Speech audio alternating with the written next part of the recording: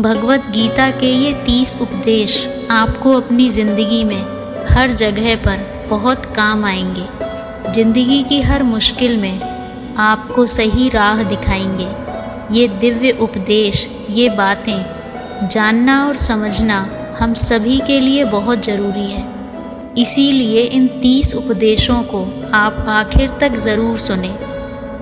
गीता का सबसे पहला उपदेश ये है कि आपके सारे दुखों का कारण किसी को अपना मानना है। आप कभी गौर करना, आपकी ज़िंदगी के सारे दुख, सारी तकलीफ़ें, सारी चिंताएं वहीं से आती हैं जहां आपका अपनापन होता है कि ये मेरा है, ये मेरा अपना है। वहीं से आपकी ज़िंदगी में दुख का आना शुरू हो जाता है। एक व्यक्ति के पास एक बहुत बड़ा महल था। उसने ज़िंदगी भर की सारी संपत्ति लगाकर उस महल को बनाया था।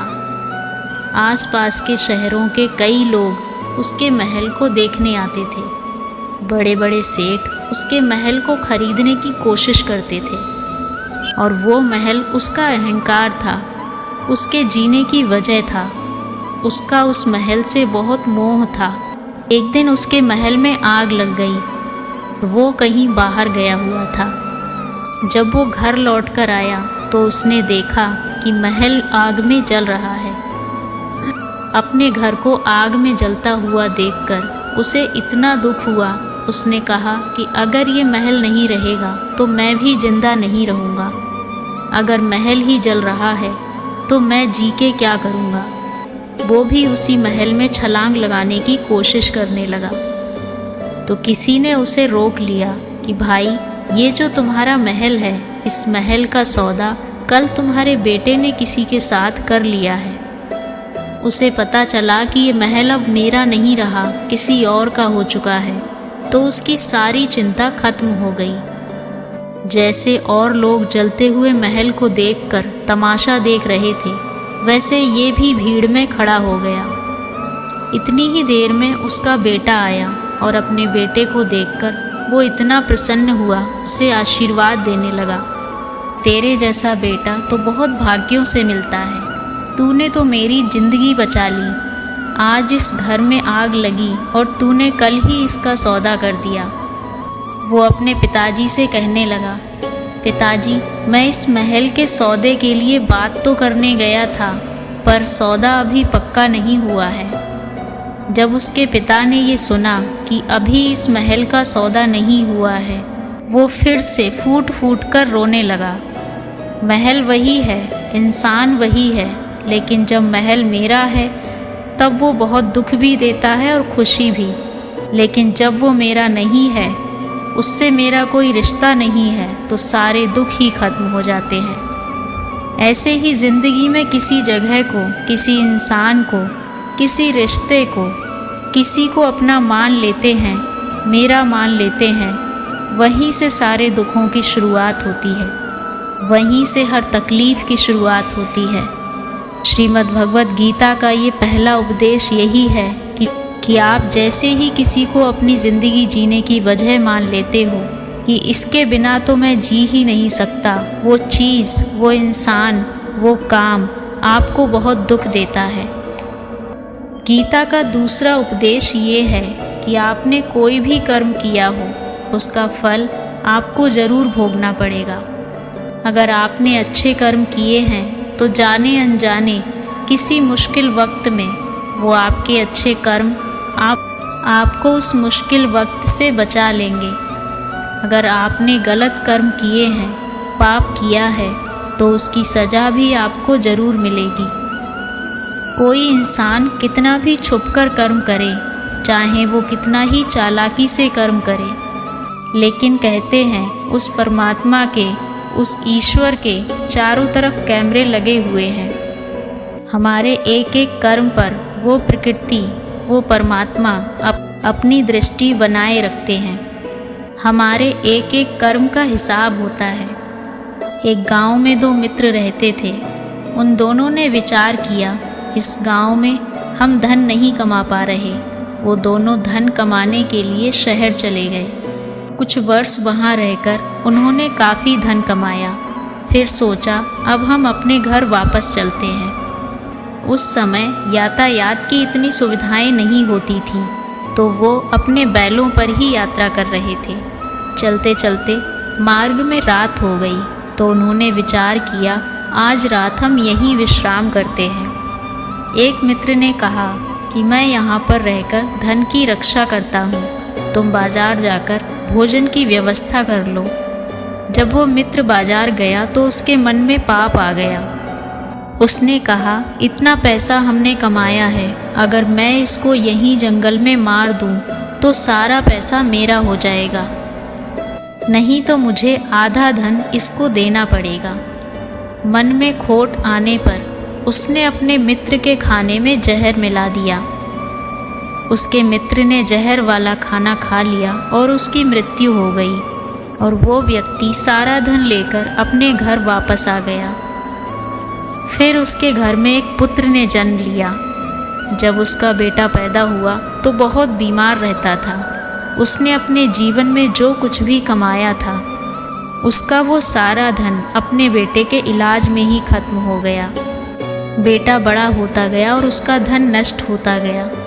जब उसका बेटा थोड़ा बड़ा हो गया तो उसके पिता ने एक दिन पूछा, बेटा तू इतना बीमार क्यों रहता है, तू ठीक क्यों नहीं होता? मैंने अपनी ज़िंदगी का सब कुछ तुझ पे लगा दिया, फिर भी तेरी तबीयत ठीक नहीं रहती। तो उसके बेटे ने कहा, कौन सा बेटा और कौन सा पिता, मैं तेरा वही मित्र हूँ जिसको तूने जंगल में जहर देकर मार दिया था, लेकिन मैं वही हिसाब पूरा करने के लिए तेरे पुत्र के रूप में घर आया हूँ, और अब तेरा मेरा हिसाब बराबर। मेरा जीवन अब यही समाप्त होता है। गीता का उपदेश हमें यही सिखाता है, कोई अपने आप को कितना भी चालबाज समझता हो, कितना भी होशियार समझता हो, लेकिन अगर उसने गलत कर्म किया है तो चाहे आज नहीं तो कल उसे उसका फल भोगना ही पड़ेगा। कोई भी व्यक्ति अपने किए हुए कर्म से बिना फल भोगे छूट नहीं सकता। गीता का तीसरा उपदेश ये है कि आज में जियो, कल की चिंता करना छोड़ दो। जो भी व्यक्ति अपने बीते हुए कल या अपने आने वाले कल में खोया रहता है, वो ज़िंदगी में कभी खुश नहीं रह सकता। ज़िंदगी में खुशी सिर्फ और सिर्फ तभी मिल सकती है जब आप वर्तमान में जी सकें, आज के आनंद को जी सकें। बीते हुए कल या आने वाले कल का कोई वास्तविक अस्तित्व नहीं होता, वो सिर्फ आपकी बुद्धि और आपके विचारों में होता है। उसकी कोई वास्तविकता नहीं होती, उसे सिर्फ आप अपने मन और बुद्धि के अंदर जीते हैं। लेकिन जो आप वास्तविकता में जीते हैं वो आपका आज होता है, वो आपका चल रहा पल होता है। अगर आप अपने मन और बुद्धि को अपने कल में अटका के रखेंगे, अपने भूतकाल और भविष्यकाल में अटका के रखेंगे, तो याद रखना आप कभी खुश नहीं रह पाएंगे। और अगर आप खुश रहना चाहते हैं तो आज में और इसी पल में जीना सीखें। गीता का चौथा उपदेश ये है कि जो आपके साथ अधर्म करे, पाप करे, गलत करे, उसे दंड जरूर देना चाहिए। अगर आप सहते हैं तो वो आपके साथ और गलत करता है।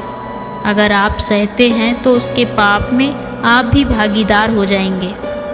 अर्जुन ने श्री कृष्ण से पूछा कि जिनसे मैं युद्ध करने जा रहा हूँ, ये सब मेरे भाई हैं, मेरे प्रियजन हैं, मैं इनके सामने कैसे हथियार उठाऊं, इन्हें कैसे मारूं? तो भगवान श्री कृष्ण ने कहा, जिन्हें तुम अपना मानते हो वो सब अधर्मी हैं, वो पाप के पक्ष में खड़े हैं। अगर तुम इनका वध नहीं करोगे, युद्ध नहीं करोगे, तो समाज में और पाप बढ़ेगा, क्योंकि जब कोई ऐसे पापी को नहीं रोकता है तो ये और भी ज़्यादा पाप करते हैं। ऐसे ही जब कोई आपके साथ गलत करता है, आपको चोट पहुंचाता है, दुख पहुंचाता है, और आप वो चुपचाप सहते रहते हैं, तो उससे सामने वाले को बल मिलता है। वो आपको कमज़ोर समझने लगता है और आपके साथ गलत करने को वो अपना हक समझने लगता है। लेकिन जब आप उसके गलत व्यवहार को, उसके अधर्म को रोक लेते हैं, उसका विरोध करते हैं, तो वो अपनी सीमा में रहना सीख जाता है। ये कलयुग है। अगर इस जमाने में आपको खुश रहना है तो आपको अपनी रक्षा खुद ही करनी होगी। कोई आपके साथ गलत करे उसको कभी नहीं सहना चाहिए, बल्कि उसका सामना करना चाहिए। गीता का 5वां उपदेश ये है कि किसी से भी हद से ज़्यादा मोह कभी नहीं करना चाहिए। जिससे भी आप सबसे ज़्यादा मोह रखोगे, देखना वो आपको ज़रूर रुलाएगा। मोह की वजह से ही आप किसी के पीछे मरते रहते हैं। मोह की वजह से ही आपको कई बार अपमान सहना पड़ता है, और कई लोगों को मोह की वजह से ही अपना अपमान दिखता तक नहीं है कि सामने वाला मेरी इज्जत तक नहीं कर रहा और मैं उसके पीछे मर रहा हूँ। मोह आपकी आँखों पे ऐसी पट्टी लगा देता है कि आपको सच और झूठ दिखाई ही नहीं देता। आपको किसी इंसान का चेहरा दिखाई ही नहीं देता।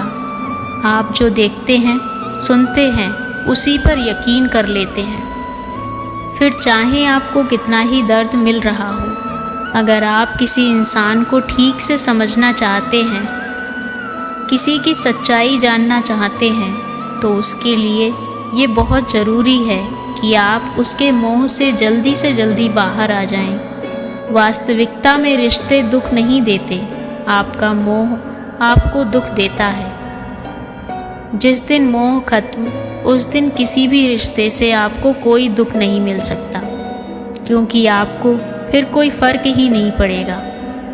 गीता का 6वां उपदेश ये है कि आप वो मत करो जो सब करते हैं, बल्कि वो करो जो आपके लिए सही है। श्री कृष्ण ने अर्जुन से कहा कि जो तुम्हारा कर्तव्य है, जो तुम्हारे लिए सही है, जो तुम्हें करना चाहिए, तुम वो करो। कभी भी वो काम मत करो जो दुनिया कर रही है। अर्जुन श्री कृष्ण से कहने लगे, ऐसे भयंकर युद्ध में पड़ने से अच्छा है मैं सन्यासी बन जाऊं। श्री कृष्ण ने अर्जुन से कहा कि सन्यासी बनना तुम्हारा कर्म नहीं है, तुम्हारा धर्म नहीं है। तुम क्षत्रिय हो, तुम्हारा कर्म और मेरा धर्म यही है कि हम अधर्म का नाश करें, धर्म की रक्षा करें। ऐसे ही हर इंसान का एक अलग कर्तव्य होता है, एक अलग ही मार्ग होता है। तो कभी भी उस मार्ग पे मत जाना जहाँ सारी भीड़ जा रही हो। आप वो मत करो जो सारी भीड़ कर रही है, नहीं तो आप उस भीड़ में कहीं खो जाओगे। अगर आप वो करोगे जो आपके लिए सही है, जो आपकी प्रतिभा है, तो दुनिया की सारी भीड़ में भी आप सबसे अलग नज़र आओगे। गीता का 7वां उपदेश ये है कि ज़िंदगी में धोखा अपने ही देते हैं, उनको आपकी कमज़ोरियों का पता होता है। बाहर वाला आपको धोखा नहीं दे सकता, क्योंकि उसको आपके बारे में पता ही नहीं है कि आपको चोट कहाँ पहुँचती है। लेकिन जो आपका अपना है, आपका खास है, उसे बहुत गहराई से पता होता है कि इसकी कमज़ोरी क्या है, क्या ऐसा करें जिससे इसको दुख पहुँचे, जिससे इसको नीचा दिखा सकते हैं, इसको चोट पहुँचा सकते हैं। ये कलयुग है, इसमें बाहर वालों से नहीं, जो हमारे अपने हैं उनसे ही सावधान रहना होता है। महाभारत का युद्ध 2 अलग राजाओं में नहीं हुआ था, बल्कि एक ही परिवार के भाइयों में हुआ था। सब आपस में एक ही वंश के लोग थे। कितनी ही बार दुर्योधन ने जहर देके भीम को मारना चाहा, ना जाने कितनी ही बार दुर्योधन ने पांडवों को जान से मारने की कोशिश की। वो उनका पराया नहीं था, उनका भाई था। सारी लड़ाइयाँ घर के अंदर ही होती हैं, बाहर कौन लड़ेगा हमसे। घर में ही सारे झगड़े होते हैं। तो आपको चोट केवल वही लोग पहुंचा सकते हैं जो आपके अपने हैं। आपको धोखा सिर्फ वही लोग दे सकते हैं जो आपके अपने हैं। गीता का 8वां उपदेश ये है, जो इंसान अपनी रक्षा खुद नहीं कर सकता, उसकी रक्षा भगवान भी नहीं कर सकते। श्री कृष्ण ने अर्जुन से कहा, हे अर्जुन, तू हर काल में मेरा स्मरण करते रहना और युद्ध भी करते रहना। अर्जुन ने श्री कृष्ण से पूछा, ये युद्ध तो कुछ दिनों में समाप्त हो जाएगा, लेकिन आप कह रहे हैं तू हमेशा मेरा स्मरण करते रहना और युद्ध करते रहना। हमेशा युद्ध करते रहने का क्या मतलब है? तो श्री कृष्ण ने अर्जुन से कहा, ये जिंदगी ही रणभूमि है। इस जीवन में सुख दुख आते रहेंगे और तुझे उनका डटकर मुकाबला करना है। श्री कृष्ण ने ये नहीं कहा कि तू चुप करके बैठ जाना, मैं लड़ाई करूँगा। बहुत गहराई है गीता के ज्ञान में। हमारे जीवन की डोर भी संभाल के ईश्वर बैठे हैं, लेकिन युद्ध हमें ही करना है। ईश्वर को याद करना है कि हे ईश्वर, मुझे शक्ति देना, मुझे समझ देना, मुझे बुद्धि देना, ताकि मैं ज़िंदगी की सारी लड़ाइयाँ जीत सकूं, मैं ज़िंदगी में सही मार्ग पे चल सकूं। लेकिन आपको अपनी लड़ाई खुद ही लड़नी पड़ती है। जो लोग ये कहते हैं कि हम कुछ नहीं करेंगे, सब वो ईश्वर करेगा, तो कहते हैं आलसी इंसान को देखकर तो भगवान भी घबरा जाता है कि ये कुछ नहीं करेगा। भगवान ने बुद्धि दी है, समझ दी है। ईश्वर आपको प्रेरणा देते हैं, शक्ति देते हैं, लेकिन आपको अपनी रक्षा स्वयं ही करनी होगी। गीता का 9वां उपदेश ये है कि कोई ऐसी गंदी आदत खुद को मत लगने देना जो आपकी ज़िंदगी बर्बाद कर दे। कहीं ना कहीं महाभारत का ये युद्ध जुआ की आदत की वजह से ही शुरू हुआ था। सारा खेल वहीं से शुरू हुआ था। एक ऐसी जुआ की लत जहां युधिष्ठिर ने अपने भाइयों को दांव पर लगा दिया, अपनी पत्नी को दांव पर लगा दिया। जीतने का ऐसा नशा कि अपना सब कुछ गंवा दिया। ऐसे ही हम भी अपनी ज़िंदगी में जब कोई ऐसी गंदी आदत लगा लेते हैं, चाहे वो कोई भी हो, चाहे वो नशे की हो, मोबाइल की हो, कोई गलत काम करने की हो, कोई भी गलत आदत आपको बर्बाद कर सकती है अगर आप उसको नहीं छोड़ोगे। इससे पहले कि आपकी आदत आपको ख़त्म करे, आप अपनी गलत आदतों को ख़त्म कर दीजिए। गीता का 10वां उपदेश ये है कि आलसी इंसान कभी कुछ हासिल नहीं कर सकता। अधिकतर लोग योजनाएं बनाते रहते हैं कि मुझे बड़ा घर चाहिए, बड़ी गाड़ी चाहिए, मैं दुनिया घूमना चाहता हूँ। क्या चाहिए ये हर कोई सोच लेता है, लेकिन उसके लिए मेहनत बहुत कम लोग करते हैं। क्योंकि चाहना बहुत आसान है, लेकिन उसके लिए कर्म करना वो बहुत मुश्किल है। एक अच्छा और फिट शरीर हर कोई चाहता है, लेकिन उसके लिए व्यायाम करना कोई नहीं चाहता। जो इंसान आलसी बन के बैठ जाता है, उसे ना अच्छा शरीर मिलता है और ना अच्छा जीवन मिलता है। तो ज़िंदगी में अगर कुछ पाना चाहते हो तो आलस्य को अपनी ज़िंदगी से ज़रूर दूर कर देना। आलस्य के चलते आपको कुछ मिलने वाला तो नहीं, लेकिन जो आपके पास है वो भी गंवा दोगे। गीता का 11वां उपदेश ये है कि अगर ज़िंदगी में खुशी चाहते हो तो मन की गुलामी का त्याग करो। कई लोग कहते हैं कि हम करना तो बहुत कुछ चाहते हैं, लेकिन कुछ कर नहीं पाते। पता भी सब कुछ है कि क्या करने से हमारी ज़िंदगी बेहतर हो सकती है, क्या चीज़ है जो हमें नुकसान पहुंचा रही है। समझते सब कुछ हैं, लेकिन समझ कर भी, चाह कर भी कुछ कर नहीं पाते।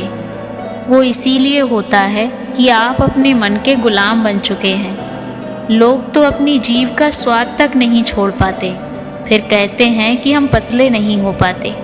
आपका मन सब कुछ समझकर भी आपको वो करने नहीं देता। इसलिए ज़िंदगी में अगर आगे बढ़ना है तो मन से चलना छोड़ दो। जो आपके लिए सही है वो आपको करना ही पड़ेगा। गीता का 11वां उपदेश ये है कि जो आपका है वो आपको मिलकर ही रहेगा, और जो आपको नहीं मिला है उसके लिए रोना छोड़ दो। आप जिसके लिए जितना रोओगे वो चीज़ आपसे उतना ही दूर हो जाएगी, और जो चीज़ सच में आपकी है वो कहीं ना कहीं से आपके पास ज़रूर पहुंच जाएगी। इसलिए जो ज़िंदगी में आपको हासिल नहीं हो रहा, जो हासिल नहीं हुआ, उसके लिए पछतावा करना, उसके लिए रोना आप बिल्कुल बंद कर दो। गीता का 13वां उपदेश ये है कि आप संसार से जितना प्रेम लगाओगे उतना ही जीवन में दुख और पीड़ा का अनुभव करोगे। गीता का 14वां उपदेश ये है कि जिस इंसान को बात बात पर क्रोध आता है, सुख और शांति उसके जीवन में कभी नहीं आ सकती। क्योंकि जो इंसान बहुत ज़्यादा क्रोधी होता है, उसके सारे मित्र उसे छोड़कर चले जाते हैं। वो मन में भी कुढ़ता रहता है, वो अपने मन में भी दर्द में ही जीता है, तकलीफ़ में जीता है। ज़्यादा क्रोध करके जो भी आपके पास है, आप उसे भी नष्ट कर दोगे और ऐसे इंसान को शांति कभी नहीं मिलती। इसीलिए अपनी ज़िंदगी में शांति चाहते हो तो बात बात पर गुस्सा करना छोड़ देना चाहिए। गीता का 15वां उपदेश ये है कि आप चाहे किसी की मदद करो या नहीं करो, लेकिन जानबूझकर कभी किसी का दिल नहीं दुखाना चाहिए। क्योंकि जब किसी का दिल आपकी वजह से दुखता है तो याद रखना, आपको भी वो दर्द एक दिन ज़रूर मिलेगा। जब आप किसी का दिल दुखाते हैं तो आपको पता नहीं चलता, लेकिन जब कोई आपका दिल दुखाता है तब आपको समझ में आता है कि दिल पर चोट लगने से कितना दर्द होता है। इसलिए चाहे आप किसी की मदद करो या ना करो, लेकिन किसी का दिल कभी नहीं दुखाना चाहिए। गीता का 16वां उपदेश ये है, जो मुश्किल वक्त में, जो दुख के समय में आपका साथ दे, सिर्फ वही आपका अपना है, बाकी सब पराये हैं। गीता का 18वां उपदेश ये है कि हर काम को समझदारी से करना ही योग होता है। कई लोग काम तो करते हैं लेकिन उन्हें हासिल कुछ नहीं होता। बहुत लोग कहते हैं हम बहुत मेहनत करते हैं, तब भी ज़िंदगी में सफलता हासिल नहीं हो रही। बहुत कुछ करने से, मेहनत करने से आपको सफलता नहीं मिलेगी, लेकिन सही तरीके से, समझ के साथ काम करने से आपको ज़िंदगी में सफलता ज़रूर मिलेगी। गीता का 19वां उपदेश ये है कि कभी भी किसी भी चीज़ की अति नहीं करनी चाहिए। कोई भी चीज़ हद से ज़्यादा मत करो। किसी से लगाव भी हद से ज़्यादा मत रखना और किसी से नफ़रत भी हद से ज़्यादा मत रखना। हद से ज़्यादा मीठा भी खराब और हद से ज़्यादा कड़वा भी खराब। हद से ज़्यादा आराम भी आपको बीमार कर देगा। हद से ज़्यादा खाना भी आपको बीमार कर देगा। हद से ज़्यादा भूखा रहना भी आपको नुकसान पहुंचाएगा और हद से ज़्यादा जागना भी आपको बहुत नुकसान पहुंचाएगा। तो जीवन को संतुलन के साथ जीना चाहिए। जैसे ही आप संतुलन खो देते हैं, वैसे ही आपके जीवन में दुर्घटना हो जाती है। गीता का 20वां उपदेश ये है, जिससे आप सबसे ज़्यादा महत्व दोगे वो आपको कभी महत्व नहीं देगा। आपने कभी गौर किया कि आपका अपमान कौन लोग करते हैं? आपका अपमान वही लोग करते हैं जिन्हें आप सबसे ज़्यादा महत्व देते हैं। दूसरों की इज्जत करना अच्छी बात है, पर दूसरों की अगर बहुत ज़्यादा इज्जत करोगे तो खुद की नज़र में आपकी इज्जत खत्म हो जाती है। इसीलिए किसी को भी कभी भी अपना सब कुछ नहीं बनाना चाहिए कि तुम ही मेरे सब कुछ हो। जैसे ही आप किसी को सब कुछ बना लेते हैं तो आप उसके लिए कुछ भी नहीं रह जाते। इसलिए लोगों को इज्जत उतनी ही देनी चाहिए जितनी वो हजम कर सके। हद से ज़्यादा इज्जत देना आपकी ही बेइज्जती करवा सकता है। गीता का 21वां उपदेश ये है, किसी पर भी आंख बंद करके भरोसा मत करना। जैसे महाभारत की कथा में दुर्योधन ने कितनी बार षड्यंत्र करके पांडवों को मारने की कोशिश की, आग में जलाने की कोशिश की, और वो धर्म पे चलने वाले लोग बार बार उनकी बातों में आ जाते थे। ये बात और है कि ईश्वर उनकी रक्षा कर रहे थे। जिसे वो अपना भाई समझ रहे थे, जिसे वो अपना सगा समझ रहे थे, जिस पे वो भरोसा कर रहे थे, वो तो उनकी मृत्यु करवाना चाहता था। इसलिए भरोसा करते समय अपनी आंखें ज़रूर खुली रखना। गीता का 22वां उपदेश ये है कि जिसके साथ सत्य और ईश्वर की शक्ति है, चाहे सारी दुनिया उसके खिलाफ हो जाए, किंतु अंत में जीत उसी की होती है। महाभारत युद्ध के दौरान धृतराष्ट्र बार बार संजय से पूछते थे कि संजय बताओ युद्ध में कौन जीत रहा है, क्योंकि उन्हें विश्वास था महापराक्रमी भीष्म पितामह मेरे पक्ष में है, गुरु द्रोणाचार्य मेरे पक्ष में है, शूरवीर कर्ण मेरे पक्ष में है, तो हमें कौन हरा सकता है। संजय ने धृतराष्ट्र से कहा, जहाँ पर ईश्वर है, जहाँ पर सत्य है, हमेशा वही जीतता है, चाहे आपके पास कितनी भी शक्ति क्यों ना हो, लेकिन सत्य और ईश्वर जिसके साथ खड़े हो जाएं, उन्हें दुनिया में कोई नहीं हरा सकता। गीता का 23वां उपदेश ये है कि जीवन में लड़ाई झगड़े से बचना चाहिए, लेकिन जब बात आपके चरित्र की हो, सम्मान की हो और आपके अधिकार की हो, तो लड़ना भी चाहिए।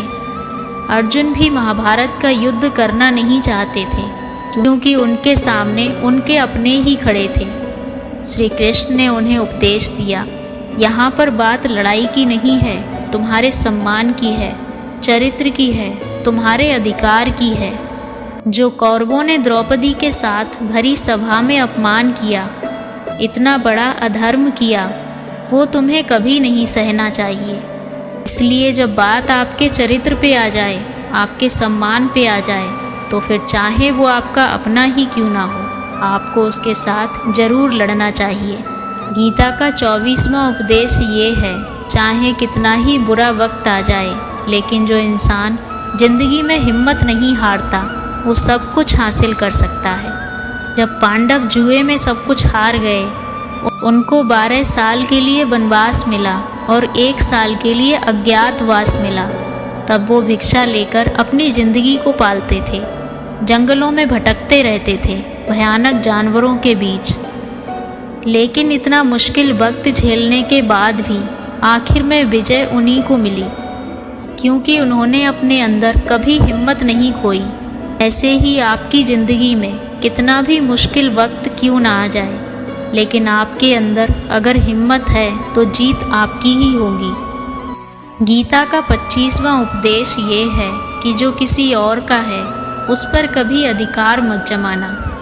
जब शकुनी ने षड्यंत्र करके पांडवों को हस्तिनापुर से अलग कर दिया, एक खांडव प्रस्थ का राज्य दे दिया, जहाँ की भूमि भी बंजर थी, जहाँ कुछ नहीं हो सकता था, लेकिन पांडवों ने उस शहर को इतना सुंदर बनाया, इतना वैभवशाली बनाया कि हस्तिनापुर भी उसके आगे फीका लगने लगा। गीता का 29वां उपदेश ये है कि बुरा इंसान कभी अपनी बुराई नहीं छोड़ेगा, चाहे उसके साथ कितना ही अच्छा चलो, वो आपको तकलीफ देगा ही देगा। इसलिए जो जैसा है, आप उसके साथ वैसा ही व्यवहार करो। बुरे इंसान के साथ आप कितना ही अच्छा बन जाओ, वो कभी अच्छा नहीं बनने वाला। दुर्योधन जंगल में पांडवों को मारने के लिए गया था, लेकिन वहाँ पर भीलों ने दुर्योधन को पकड़ लिया। भील दुर्योधन को मारना चाहते थे, लेकिन युधिष्ठिर अपने भाई की रक्षा करने के लिए वहाँ पहुँच गया, उसके जीवन की रक्षा की। लेकिन उसके बाद भी दुर्योधन हमेशा पांडवों का नुकसान ही करता रहा। इसलिए कोई इंसान अगर बुरा है, उसके साथ ज़्यादा अच्छा बनने की कोशिश मत करो। जो जैसा है उसके साथ वैसा ही व्यवहार करो। गीता का 30वां उपदेश ये है कि जो इंसान अपने काम को समय से ख़त्म नहीं करता, समय की कद्र नहीं करता, उसकी ज़िंदगी का सारा समय व्यर्थ में ही समाप्त हो जाता है। क्योंकि समय ही आपका जीवन है। अगर आप समय को व्यर्थ ही नष्ट करते रहेंगे, व्यर्थ के कामों में गंवा देंगे, तो आपको जीवन में कुछ भी हासिल नहीं होगा। अगर ज़िंदगी में कुछ पाना चाहते हो तो समय की कद्र ज़रूर करना। जो भी व्यक्ति गीता के इन उपदेशों को रोज़ सुनेगा, समझेगा, ज़िंदगी की मुश्किल से मुश्किल घड़ी क्यों ना आए, उसे ऐसे मुश्किल समय में भी राहत ज़रूर मिलेगी। अगर आपको ज़िंदगी में कोई कठिनाई हो या कोई परेशानी हो, आप किसी ऐसे रास्ते में फंस गए हैं जिसके 2 मार्ग हैं और आपको समझ नहीं आ रहा है आपको कौन सा रास्ता चुनना चाहिए, तो आप भगवत गीता पढ़ लेना। आपको आपकी सारी परेशानियों के जवाब मिल जाएंगे। भगवत गीता का उपदेश सुनते ही या पढ़ते ही आपकी सारी परेशानियां एकदम से हल हो जाएंगी और आप बहुत शांत महसूस करेंगे। कहते हैं गीता को पढ़ लेने से आपके सारे जन्मों के पाप इसी जन्म में खत्म हो जाते हैं। श्रीमद् भगवद गीता का इतिहास 5000 साल पुराना है। पहले भगवान श्री कृष्ण ने अर्जुन को उपदेश दिया था, जो श्रीमद् भगवद गीता के रूप में प्रसिद्ध है। ये पुराना है, लेकिन ये आज के दौर में भी आपकी सारी परेशानियों को हल कर सकता है।